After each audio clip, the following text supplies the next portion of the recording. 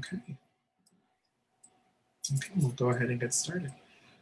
Well, greetings everyone. Thank you so much for joining us this afternoon. My name is Brandon Kyle. I am the Director of Alumni and Family Engagement here at Pitzer College. And I'd like to welcome you to part 2 of our 4-part conversation, True Equity, Color in the Ivory Tower. Part 2 is a joint collaboration between Pitzer at Home and the President's Racial Justice Initiative. Today's discussion will be moderated by none other than Professor Adrian Pantoja. Adrian is a professor of political studies and Chicano studies and one of the associate deans of faculty here at Pitzer. He is also the chair of the President Oliver's Racial Justice Initiative. In addition, and perhaps most importantly, he is a proud Pitzer parent and alumnus and a current student. Professor Pantoja's teaching and research revolves around the Latino population with a focus on their voting behavior and political attitudes. His insight to today's discussion is both invaluable, thought-provoking, and of course, timely. So without further ado, I will pass it over to Professor Pantoja. Thank you, Adrian. Great, thank you for that introduction, Brandon. Let me jump in and introduce our distinguished panelists. We have 5 faculty, Pitzer faculty here with us today. All of them have a strong record and strong commitment to faculty diversity. So this is an opportunity to get their thoughts on the state of diversity, not only in their disciplines, but also at Pitzer College. So in alphabetical order, I'll start with Ahmed Alwishah. Ahmed is professor of philosophy. He's been here since 2009. His specialization is Islamic philosophy, medieval philosophy, philosophy of religion, and Islamic theology. We have Mita Banerjee. Mita is professor of psychology. She's been here since 1992. Her specialization is socioeconomic development, social cognition, risk and resilience in childhood, parent-child emotion interactions, HIV, AIDS, and children's storybooks. We have with us Muriel Poston, professor of environmental analysis, who's been here since 2012. Her research focuses on broadening participation of underrepresented students and faculty in science, technology, engineering, and mathematics, the STEM disciplines. She's interested in doing work and does work in undergraduate biology education with a particular interest in effective pedagogical practice for student success in introductory courses. And she also does research in plant systematics. We have Maria Soldatenko, professor in the Intercollegiate Department of Chicana, Latino Studies, who's been here since 1998. Her specialization is in gender, race, and class, feminist theory, women and economic development, Chicana feminist epistemology, gender violence, and Latina activism. Finally, we have Professor Linus Yamane, professor in economics, who's been here since 1988. His specialization is macroeconomics, Japanese economy, econometrics, and labor economics. So let's jump into today's discussion on the state of faculty diversity at Pitzer and the discipline. So in the United States, we know that the country's changing demographically, the composition of the student population is changing, is diversifying very rapidly. Yet the state of faculty diversity is lagging behind those changes. In fact, in the United States, less than 1/4 of all faculty in higher education are faculty of color. So it's a very small percentage. I thought that Pitzer was doing better in terms of faculty diversity, yet in the wake of the George Floyd murders, the Black Student Union and the Intercollegiate Department of Africana Studies sent a letter to the community discussing issues of anti-Blackness at the Claremont colleges. And one of the solutions they proposed for addressing that is hiring more Black faculty. In the aftermath of the violence in Atlanta and the growing racism and violence directed at Asian Americans, Asian American faculty also and staff wrote a letter to the community about anti-Asian American prejudice at the Claremont colleges. And again, one of the solutions there was increasing the number of Asian American faculty at the college. And so for the community, for those who are new to these types of discussions, why is it important to have ethnic racial diversity among the faculty? And I'll just put that out to the panelists. Anybody want to start? Why is this? Why is faculty diversity important? Yes, I just want to briefly say that it is important because everybody benefits. Students benefit, the college benefits, society benefits of having diversity.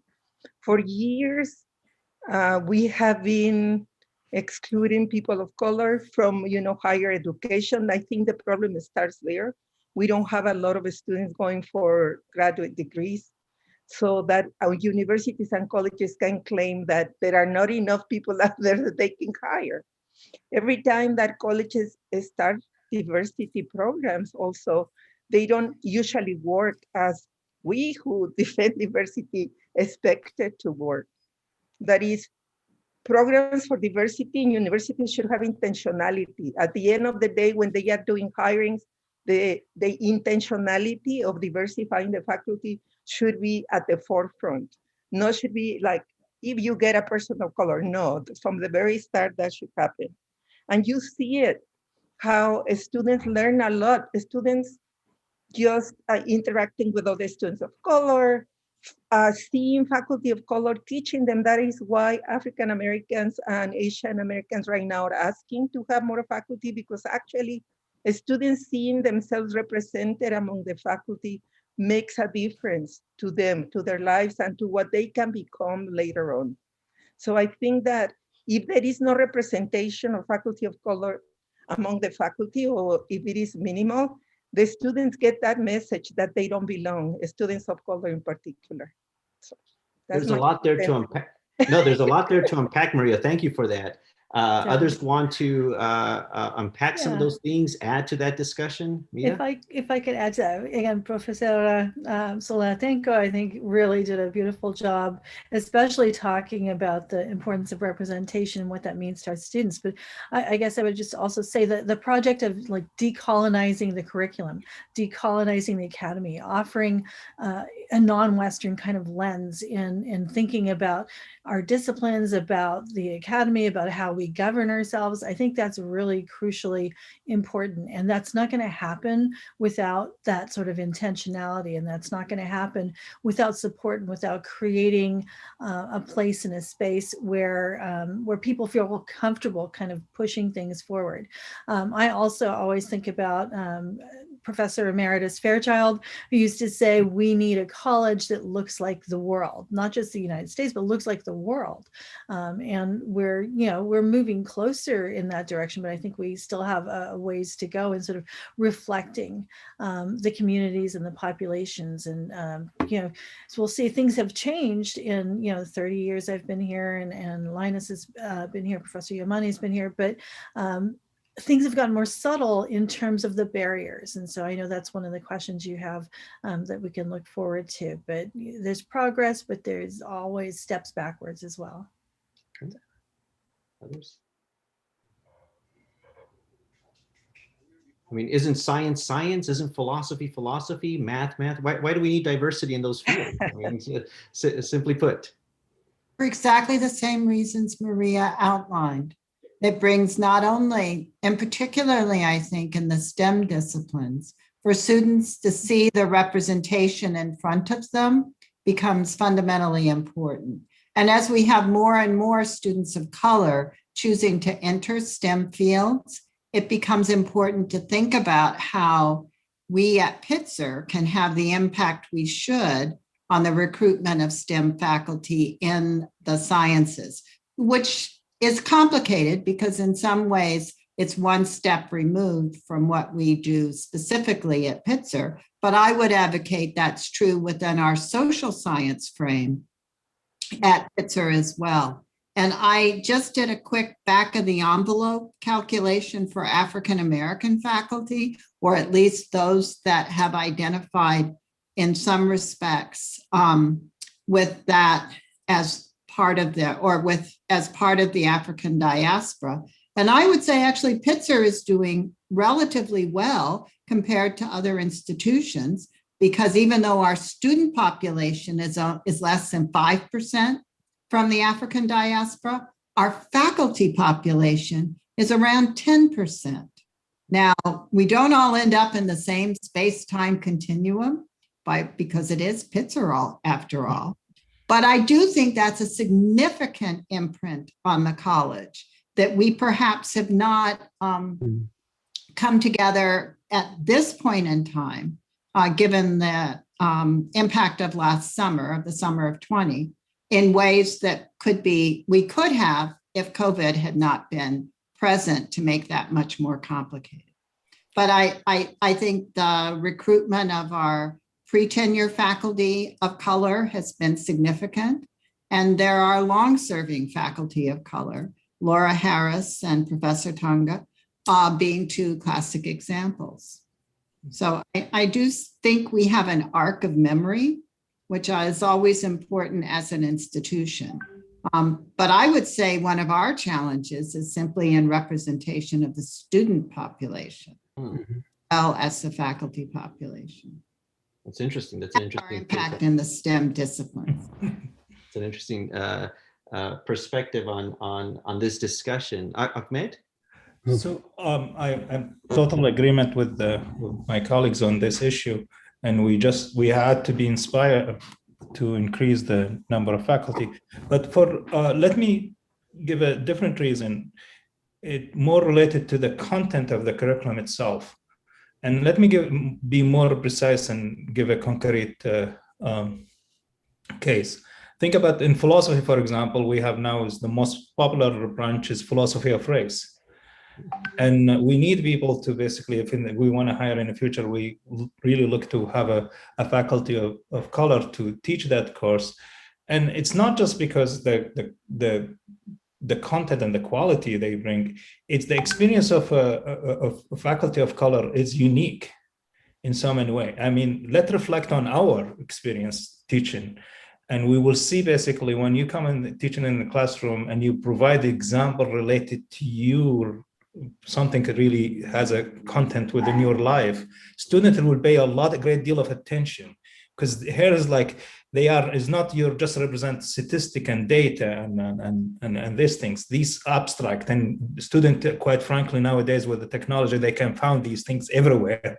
So we're just not, if we address the case of George Floyd today, it's like we can provide them with all the statistic about the police brutality and so on. But when you bring the case live, like when you present it yourself from these things, in my experience is really and in different contexts, I see my students really, it's more gravitated toward that, and they want to inquire further information about these things. So my point is basically the quality of experience that a faculty of color bring to education itself is unique. So that's add to the creativity aspect of education, and it no longer is just people master or the content of the subject matter and bring it and present it to the student. You have a more dynamic classroom when you have a faculty of color presenting the cases related to her life or his life. I do remember one time actually I was teaching philosophy of race, and I for some reason, for my previous years, I was hesitant to bring any case about my life. Quite frankly, I was shy to bring that, to be the faculty of color in the classroom, or somehow I have some cases. But at that point, I felt like I have to make the cases. So I brought the cases basically when I was traveling for a conference with my daughter and my wife, and said that I had my daughter for a while when my wife went to the restroom, and she was crying because there's this basically in anxiety, separation anxiety has at that times. And so there's two white people came and approached me, and they said, this is your daughter? Because she has the white skin. So this issue of color is immediately it's really, I mean, that's the cases when I start to bring in my student to the problem and the paradox of the race, in the complexity of it is coming from different fashion and different things. So again, I think by reflecting on our experience, we see the value of faculty of color, how important. Yeah, there's that symbolic representation, but also that substantive, the content is critical to that. Linus? Yes, I certainly agree with everything that everyone has said. I'll just add that, diversity is important for so many different reasons. But one is that it affects the kinds of questions, that the discipline asks. And so in my own work, I write papers on the labor market discrimination that Asian Americans face in the U.S. And to be honest, there are, I'm going to say, 3 or 4 economists in the entire country, right, that work on this issue, which is to say that most people don't care about Asian Americans. They don't care about the labor market discrimination that they face. Nevertheless, it's a real experience for, a large segment of the population. And if we want to come up with good policies for the diverse world that we live in, we need to understand the experiences of everybody in the society. And so if you don't have a diverse field, diverse college, you're not going to learn about what's really going on in the world around us. And that's certainly one reason why we need to have, more diversity, not only just the field of economics, but at Pitzer and everywhere. Let me jump, I'm going to jump to the third question that I have here, because I also want to open this up to questions from the audience. I bet quite a few people have some questions that would like to pose to you. What is the state of diversity in your disciplines? We each represent various disciplines, the humanities, the social sciences, interdisciplinary work, the STEMs, economics. Tell me about the state of the discipline, the state of diversity in your discipline. How diverse are these disciplines in the consortium? And how diverse is your field group? Well, could I say something? Because I teach in ethnic studies. We are totally integrated. We are the model for the university, I think, right? Because, in Chicana studies, Latino studies, of course, because it is important to talk about the experience of the particular group. We have to, and we want to have students exposed to our culture and history, and to be represented at all levels, how we think, what we see, what we have lived, our lived experiences, our philosophy of life, all that comes into play. So it's easy to say we are diversified. We have problems if we start having white faculty members in ethnic studies, we would lose what we are all about, right? The university is majority white, dominated, and male as well. So we already see the statistics and who predominates in universities and colleges and who has the power. It's not us, it's not people of color, it's not women. This, I didn't mention, when I was hired at Pitzer, I came with both for women's studies and ethnic studies. They hired me to do both things, which shows you the lack of respect of the institution to gender feminist studies. After I went and divorced and went to ethnic studies only, they didn't hire anybody. It's always a charity of the faculty in the college that comes up to make up for the lacking of respect, understanding of what gender feminist studies is as an institution. When it comes to diversity, women also come into play, especially if I want to teach feminist feminism of color and intersectionality. At Pitzer, it's like, we lost a life, that's fine. We don't care. So I just want to make that little point. Since we're talking about the advances, I'm talking about where we're going backwards. And that's one of the fields that comes to mind. Yeah, so, and again, you represent a number of fields, both your training as a sociologist, you've been in gender, women's studies, and Chicano studies. So you have this perspective of, these different disciplines. So we can come back to some of those, your experiences in those disciplines. What about the other disciplines that are represented here? So actually, it's been quite interesting over the arc of my academic career because women were underrepresented in the biological sciences when I was in graduate school. Now we are the majority of the doctoral recipients. And the interesting thing is we're the super majority of the baccalaureate recipients and master's recipients. And chemistry is not far behind. It just tipped to 50% of doctoral recipients as well. So the issue of gender and the STEM disciplines is now much more complex than it was before. Now, clearly, this axiom that we don't see women at senior ranks because they have not moved up sufficiently, I agree with Maria. That is not necessarily because they do not have the capacity or have not served a much longer time in mid-career ranks than their male counterparts. And that issue and COVID has had a substantial impact on the progress of women in the last 18 months with regard to their publication rate, which will obviously also, and their teaching, and will obviously impact their academic careers moving forward. In the context of race and ethnicity, it was kind of disturbing to me when I gave a talk maybe 3 or 4 years ago to realize that the proportional representation for African-American women in the biological sciences was exactly the same as it was when I got my degree. The proportion, there are many more African-American women in the biological sciences because there are many more doctoral degrees being received in the biological sciences, but it still is less than 5%.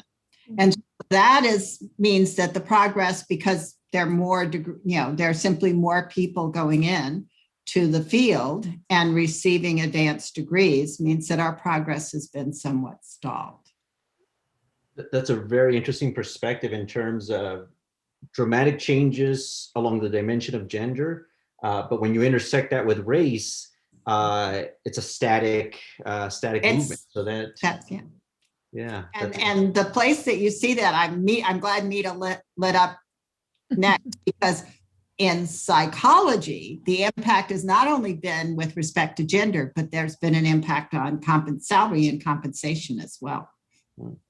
Well, let's segue into psychology, Mita. Yeah, What is the state of diversity in psychology? I would say it's a mixed picture, depending also on the subfields. So social psychology, I think, led the way. Social psychology was always, from early on, I think also because of the things that people study. They study the construction of race and gender and those social dynamics and inequalities. And so there was a large number of African-American psychologists, Black community sort of connected to psychology. There were, Latinx faculty in social psychology, but I would say developmental, clinical, and social psych are some of the areas that are quite diverse. And in terms of who is getting degrees and who is being hired as faculty members, I think that's true. I would say we still struggle when it comes to neuroscience, cognitive neuroscience, and just straight up cognitive experimental psychology. And those are areas that are not as diverse.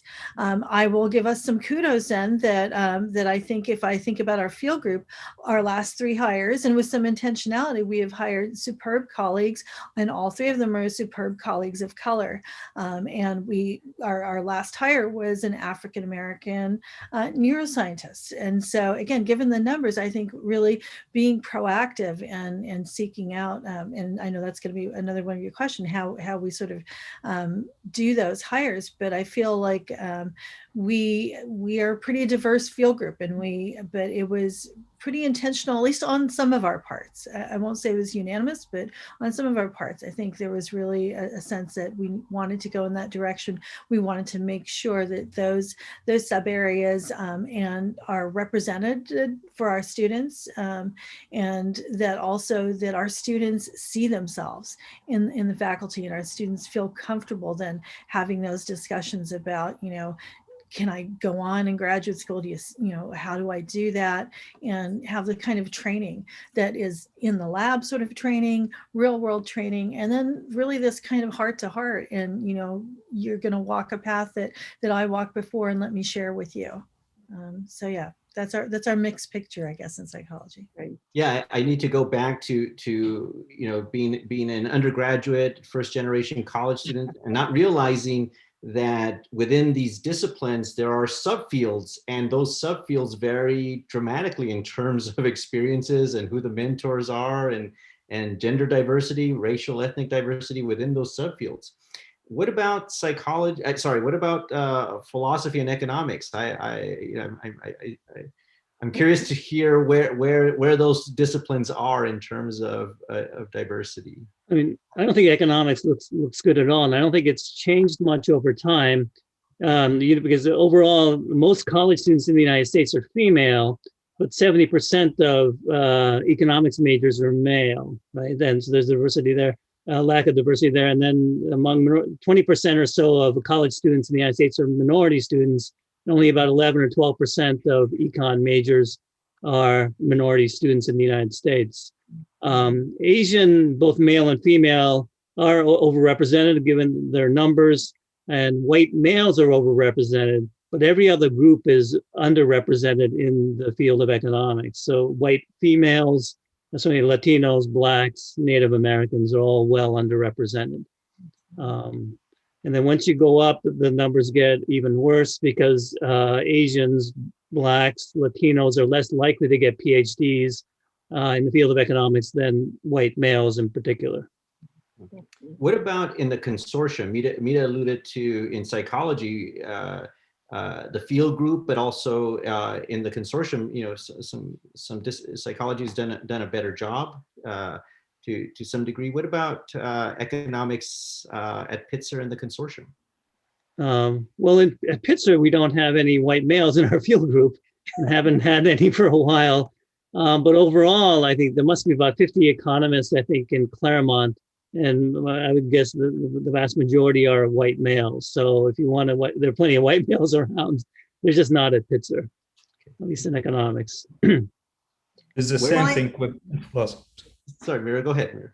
No, I was just going to ask Linus a question if I could.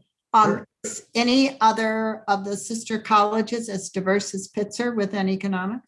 No. No. And I wanted to come back to the question of, you know, why that's the case. What has Pitzer done right, and where do we still need to do some more work? What about philosophy? The state of diversity in philosophy is not good too. The majority of the faculty are white within the 5C. Basically, we're in Pitzer. Basically, we're just 2 faculty, so it is really small disciplines. And by large, basically, if you look to the graduate school, is also is well known that basically philosophy is more or less a discipline for white, more less diverse people and people of color. But that's a start changing, and I attribute that basically to the fact that the focus on philosophy in all the graduate school is more or less in the Western tradition. Western philosophy, that's number one, and also focus on the Anglo-Saxon tradition. It's more specific, so it's very close, and probably one of the least discipline that has interdisciplinarity within it, unlike psychology and sociology and other discipline where you intend to break out from your discipline. So the focus on Western tradition, and we'll focus on the Anglo-Saxon tradition, and even not on the continental tradition, which most likely, if you open it to the continental philosophy, you will get faculty of color or people interesting in this regard. So there is I believe the attraction is not there for people of color to basically came to philosophy and do something really they are passionate about, and there is some crisis in their community and this thing. But it start changing, and basically, as I mentioned, basically the philosophy of race now is a really important topic in the field. So we've seen that. And if I may just quickly to bridge between the previous question and the recent one. So if we want to increase the diversity of faculty of color in our listings. So this is really cycle. I mean, you need to basically, how you do that, and you need to, like what Maria said, basically you need to inspire a student. Well, in order to inspire a student, you have to hire faculty. And if you don't inspire a student, then most likely this student will go and choose a different type of field, and they don't go to graduate school. So it really started. I mean, you start ending this cycle of lack of faculty of color by getting this initiative and hire faculty of color, and that will inspire a student to go to graduate school to be like this professor that taught them and inspire them in some regard, so they can go to the graduate school. So we kind of break kind of this cycle, the empty cycle, by doing that. Yeah. So the role models are pivotal, and maybe that the philosophy of race is going to provide a crack in the wall or the ceiling, and that could, you know, start bringing in more philosophers into. That's the hope, and that's really the hope is to bring in more. And we recently, basically, we hired one at faculty in Claremont, in CMC, a new faculty. So faculty who's basically faculty of color to teach philosophy of race. So that's really a good progress. But within the 5C, again, the largest is more white man and white male, basically. So interesting. Let's talk about the barriers. All of you are veterans. You've been here a long time, and you've been looking at this puzzle for a long time. If somebody wants to diversify the field, wants to bring more faculty of color to Pitzer College, what do you see as the biggest barrier to accomplishing that? Well, I don't belong to sociology or other departments, but I have been in diversity committee where I get a chance to see what candidates they bring to interview. And part of the diversity committee's job when I have been there is to see that the pool of candidates that they bring is diverse. And it is a big battle with most of the faculty I have worked with in the past to get them to see that they need to have a diverse faculty. To them, diverse means that, you know, they are all white and they come from Ivy Leagues. Most of my experience has been fighting for more inclusivity and actually pay attention to those who didn't have the chance to go to Harvard or to go to the best colleges, as the way in which, you know, academia has constructed this hierarchy. And to also understand that people of color come with a particular lived experience and a particular training that is combined and that makes them much more interesting. But people don't get it. I mean, people totally dismiss that there is white privilege or white hierarchy in academia. They play the card that we are neutral and objective. We're just looking at who's qualified and who's not. And I think it's beyond that because they already are biased against people of color. And that is why for all the time that I have been there in the diversity committee over the years, maybe I saw one Black candidate, maybe I saw two Latinos because the line called for Latinos. And yes, yet in their search of Latinos who would come with that specialty, it was very skewed. It was like they couldn't see beyond because they don't recognize us as part of academia, as people of color. I think there is this they claim to be neutral, objective, and colorblind because everybody has equal opportunity. No. It is very different and it is problematic. To me, I was very frustrated over the years. I had fights with a lot of people because I tried to diversify the faculty against their will. So, yeah. So that part of my experience has been very good, making people upset. Yeah, no, but the biggest barrier you're noting are your own colleagues. You know, folks here who for whatever reasons have blinders on or practicing what I'm blanking on his name, the sociologist called colorblind racism, and you know, there is this bias at the Claremont colleges toward the Ivy Leagues. Well, if you come from an Ivy League, well, you're better somehow, and therefore that's who we want to bring in. And yet many faculty of color are at, you know, premier universities, University of Michigan, UCLA's, and somehow those can get overlooked under the guise of merit. Other barriers, what have been the experience? I want to add to that and maybe go into our history and remind us, we suspended our affirmative action program, right? And we did that because there were too many people like me. There were too many Asian Americans, according to some of our colleagues. And I will say, you know, not to get into the history too much, but it was sort of across the street that the alarm was sounded at Keck that, you know, the Pitzer has already kind of met and exceeded its affirmative action sort of expectations, and that now we're, you know, that what we were doing was illegal. thankfully, it took some time, but we got folks like Kimberly Crenshaw and others in here saying, no, we didn't violate anything. As a private college, we have every right to try to make ourselves as diverse, and we had clear kind of articulation of that when we would do searches, and we had our goals. But nonetheless, we suspended the affirmative action program for multiple years before we put something else in place. So I think that really needs to be recognized. That happened at Pitzer, and that should never have happened at Pitzer, but it did happen. I have had occasion to be on APT too many times, maybe, and see searches there, and to be AAF, and then of course we've done searches in our field. So exactly what you were saying, Adrian, it's that the more subtle kind of conversation, like, oh, who mentored them? Oh, that's a fantastic mentor. Where did they go to school? And that sort of pedigree, lineage, that kind of language that is very loaded and very racially loaded. But many people in the room having the conversation don't recognize that. They don't understand that. And they don't understand by elevating certain candidates, they are missing out on other incredibly important, diverse candidates who didn't have the opportunities to go to Harvard and Yale and those kinds of places. And you have to have a real deep understanding of inequalities in order to appreciate that. And I would say it's not the case that to a person when we're doing searches, people have that deep understanding. And then you have Maria in the room trying to help people have that understanding, but often it becomes an oppositional kind of moment.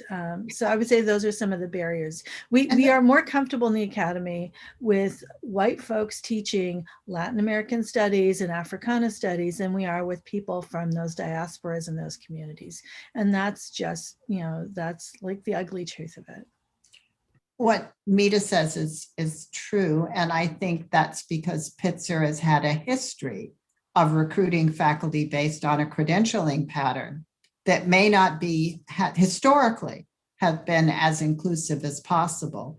And a sense of relegating public universities as lesser than, although anybody that's going to put the University of Michigan, to the side, it's just, well, we won't go there. But I do think that there are places where we have not had the impact we should, and we do not serve in a diversity committee capacity, and Keck Science is one. I mean, the diversity in Keck Science now is primarily among the pre-tenure faculty. They do not have any faculty from the African diaspora. They have continued to hire any faculty representing that racial demographic as visitors, but not as tenure or tenure track lines.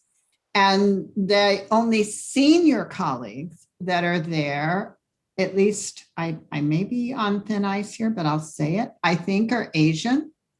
And that I think represents its own challenging dynamic in the sense of what folks are comfortable with when they do searches within Keck Science, and how we might have an impact on that, particularly with the changes coming to Keck, is something we should be taking up, because we have an increasing student population interested in the sciences who are not having the opportunity to be mentored as perhaps we might hope. Yeah, so go ahead, Ahmed. And I think one way to do to increase that is to target a certain institution where the faculty of color exist, or from basically the graduate student, or they have a rich, diverse program. So that would be a good way to recruit more faculty to Pitzer. But I want to say, and then so what my advice is basically the extra mile. We have to go the extra mile in order to do that. It's not just post the basically the position in certain places and waiting for the quality of certain faculty will come to us, and we expect, those people who came from Yale or Harvard or this thing, and we vet them on based on the quality. But we got to really go this extra mile and recruit people in certain institution and look for this quality ourselves. But I want to remind ourselves to say, like, during the interview, the likelihood of the faculty of color or the person of color less prepared than the white person. And that's really kind of like most of the cases. Let's prepare for the interview. And it has to do with the graduate school, because they don't really invest a great deal on the graduate student to prepare them for the interview. And I see many cases of that. And it's really a terrible thing to do. In graduate school, they don't have that investment on the graduate student, basically, to prepare them for the interview. And this is the crucial things. So you will see basically most of this, they have the hesitation. They have also, being a faculty of color, you have a lot of psychological anxiety in the sense of facing these certain things. But in terms of the preparation, I think graduate school should do more work and more to prepare the student of color to go and face these type of interview. I saw last year, for example, at Pomona, faculty of colors was brilliant, is excellent in every single things, but there's a certain thing that they have not really prepared that person for the interview for the certain things, and that's really, we had to work on that, and we have to keep it in our mind basically what they in their graduate school they were not prepared well. So we take that in our consideration instead of just looking for, oh, this person responded perfectly for this question, or this person has a clear idea about these things. Because quite frankly, and sometimes the interview is just a game. It's just, you master it in so many ways, you respond the right thing, you get that correct things, but at the end of the day, that's really not show the quality of the person itself. So there is something we need to remind ourselves of it, yeah. In terms of, the intentionality and or going the extra mile and understanding, broader understandings of qualifications, and while there might not be as much bias in terms of the graduate pedigree, I do see it in terms of undergrads. That is, if you're going to teach at the Claremont colleges, if you came from a liberal arts college, you get these extra points. And we know liberal arts colleges are probably some of the least diverse colleges in the country. So you get that cycle of people hiring people that look like them. Linus, what are your thoughts in terms of some of the biggest barriers that you've seen? So, so Pitzer College used to be a member of the Consortium for Faculty Diversity. It used to be called the Consortium for a Stronger Minority Presence in Liberal Arts Colleges or something. They changed the name. But I thought it was really good when we were a member of it, and for some reason we're not a member anymore. But it's basically a group of liberal arts colleges that work together to increase the diversity of our faculties. A lot of minority students don't know about liberal arts colleges. I mean, a lot of people in general don't know about liberal arts colleges, and they did a good job of getting the word out and saying that this is a good career working in small liberal arts colleges. And so I'd really push for having Pitzer become a member again, and using that to help bring faculty of color to Pitzer. The last faculty member who came from the consortium was African American and was in environmental analysis. Interesting. So there are resources out there that folks may not be aware of, and those need to be brought to the forefront. And this discussion is helping to do that. I also appreciate some of the not so pretty history at Pitzer College, the suspension of our affirmative action policy, the lack of diversity in some of the areas in STEM that has not done a good job in terms of faculty diversity. And I will say that some of the most heated debates I've had at this college, you might even say shouting exchanges that I had were over issues of faculty diversity. So it's not everyone's on board, and we're all very supportive of diversifying the college. You do have these challenges. Well, let me go with one final question, then I want to open it up to the audience. And the final question I have is, what should we be doing differently at Pitzer College? Linus already mentioned one of these programs, but what else should we be doing in terms of continuing this path forward?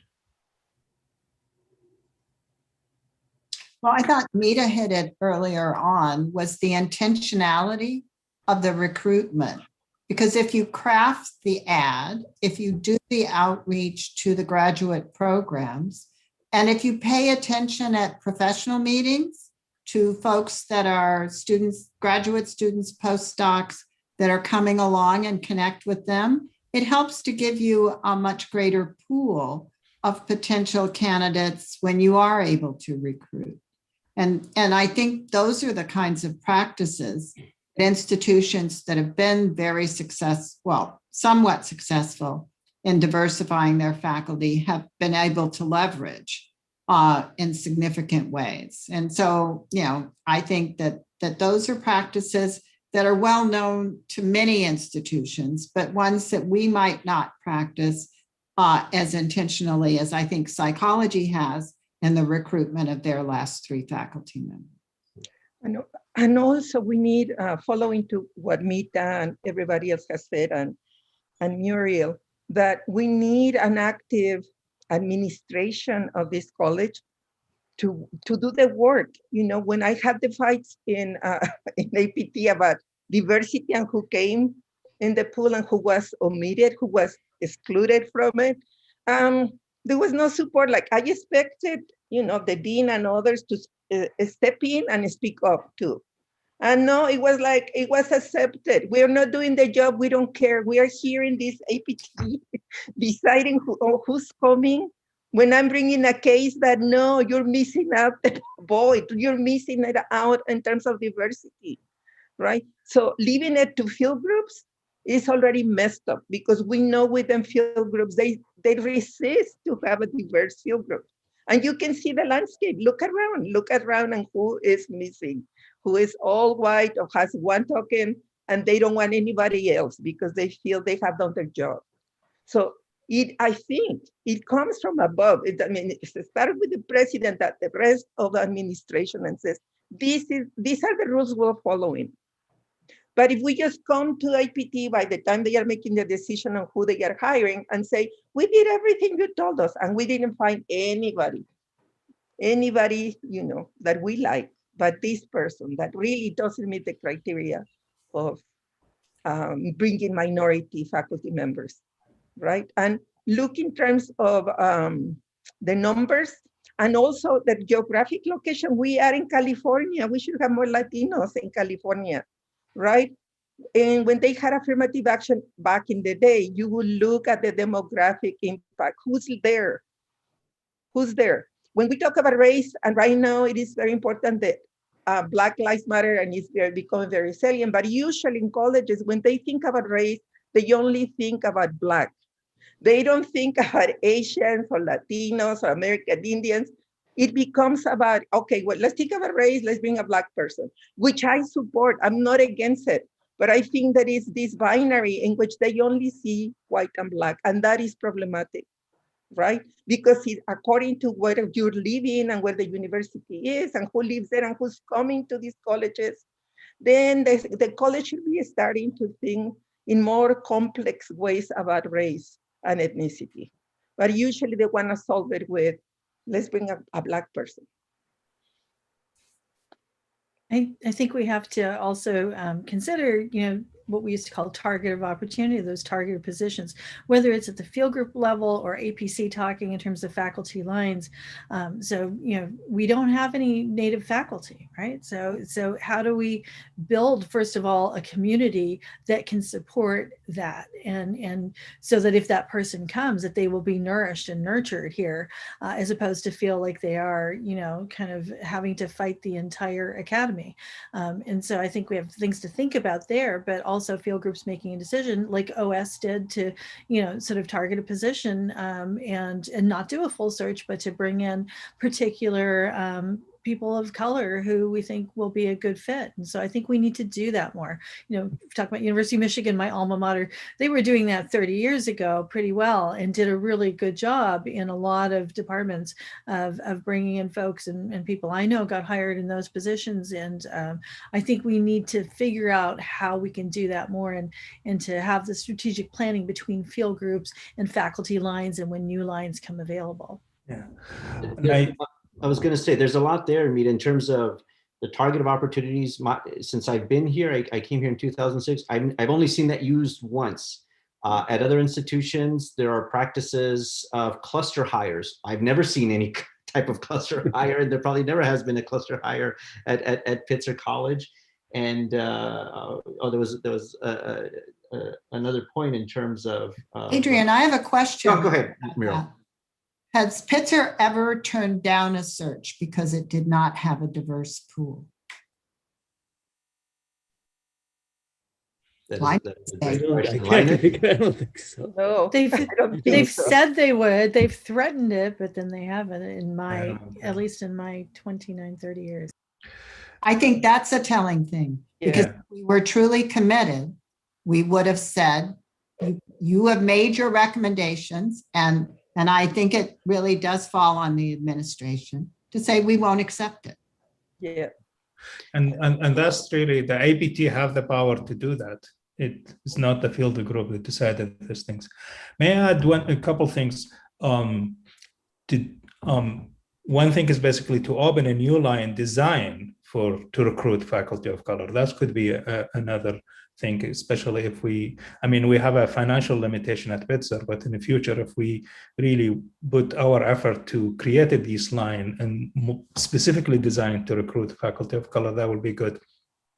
And another thing is basically diversify your curriculum, and by doing so, that has a more potential to bring more faculty of color. So thinking about, for example, the cases of replacement position, we have this propensity to think replacement position has to be duplicated, but it shouldn't be duplicated. It should be like, this is an opportunity for the field group to consider the possibility of bringing more diverse subject matter, which allow more diverse faculty of color to join and to have that cases. So that could be something we should think along the line in the future. You brought up the other point that Mita had mentioned that I was having a hard time recalling, and that was the allocation of lines. There's a lot of discussion that Pitzer is going to be growing, expanding its student population, expanding its faculty lines, and those are very coveted. How do we then begin thinking about the allocation of those lines? And what Muriel noted in terms of stopping searches, has that ever happened? I think Maria is one of those persons that has tried to stop a search through the diversity committee, sending letters, but they people have not exercised that prerogative.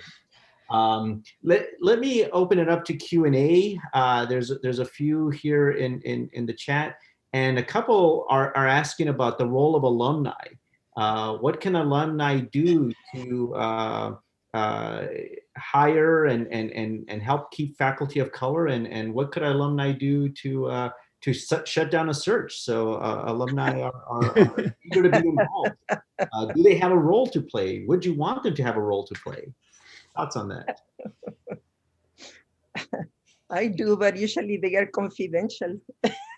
Well, not necessarily. The alumni serve on the board of trustees. Right. I think these are issues that can be brought before the board, because ultimately, if the administration is going to have the responsibility of disrupting a search, it would be the board that could hold them accountable, and alumni can leverage in that capacity, regardless of financial capacity. Because I noticed there were a couple of comments about that.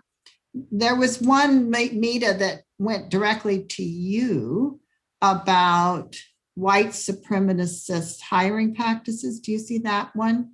Yeah. One of the first ones. She was definitely giving a shout out to me. She's giving a shout out to me, but I think that's Pitzer alum Murmishat, and student and a friend of mine too, I would say. Right, but I think we touched a little bit on that when we're talking about the the hiring practices, and I would say, you don't see full-on white supremacist hiring practices on our campus, but you see those subtle ways of kind of furthering those white supremacist goals. So I think that that's kind of the place where we live as a college, and where we need to kind of try to really, stand up more, decide that we're going to, you know, I've been in the room on APT when we have those conversations about, should we stop this search or not? And then everybody pussyfoots around like, oh, but this poor field group has worked so hard, you know, and it's like, we need to make the tough calls. And I think, especially when we feel like, you know, the goals are not being met of trying to diversify the college and diversify fields. You know, often it's one of those things where the fields that are diverse are really good at seeking out more diversity, and the fields that have been closed off until diversity are really the difficult ones to get inroads into. So I don't know if that answers that question or me. It's weird, I can't see her, but I know she's here somewhere. But that's my take. But others, if you want to jump in on that one or the other questions there. There's some questions about the role of student protests in faculty diversity. And I opened up this discussion by discussing the letters that were submitted by the Black Student Union calling for greater representation of African-American faculty, the letters by Asian American staff, faculty, about greater representation of so that political pressure, is it useful? Is it helpful? Does it work? Yes, I think it's critical. Okay. I think if you look at the history of the Claremont colleges, all the good changes that I've seen were the result of student protests. Yes. So Pitzer students took over Broad Hall many years ago. The students have taken over Alexander Hall, and every time they do that, they don't get everything they ask for, but they get the college moving in that direction. And so all the positive impacts, I don't know, I credit the students for all the good things that have happened at Pitzer over the last several decades. And they've done it across all the major university, not just at Pitzer. It's major university like Yale and other. That protest had a tremendous influence on making these decisions and this change. So it's absolutely it's helpful. It's not just helpful, actually. That's the reason why we are discussing that. The year or two before I was hired, and Linus will remember this because he was probably one of the faculty supporters for the students were pushing for, you know, we have a Center for Asian Pacific American Students and for Asian American Studies. So it was really the students pushing for that.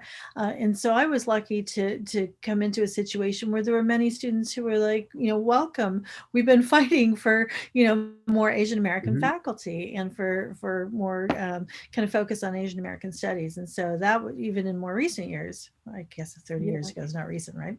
But I would say that our students continue to push the envelope in that way. And the question about alums, I think we need to kind of, when we're posting searches, to share that more broadly with alums early on, maybe even when we're framing those applications or those postings, because they have come through grad school more recently. They know, they have networks. And so I think alums can be really helpful in pointing us to, well, here are some places and here are some names of people who can really connect you with diverse candidates. So I think we underuse our alum sort of resources there. That's a great way to end this discussion, and I'd love to go on, but mobilize the power of our students, the power of the alumni, get involved, stay engaged, hold us accountable. Yes. Hold the college accountable, hold the faculty, hold all of us accountable to what is happening at Pitzer College. So with that, I'd like to thank all of the panelists for this wonderful discussion, and I look forward to continuing these discussions and ultimately implementing policies and strategies for continuing this work. So thank you, everyone, and have a wonderful evening. Goodbye. Thank you. Thank you. Thank you.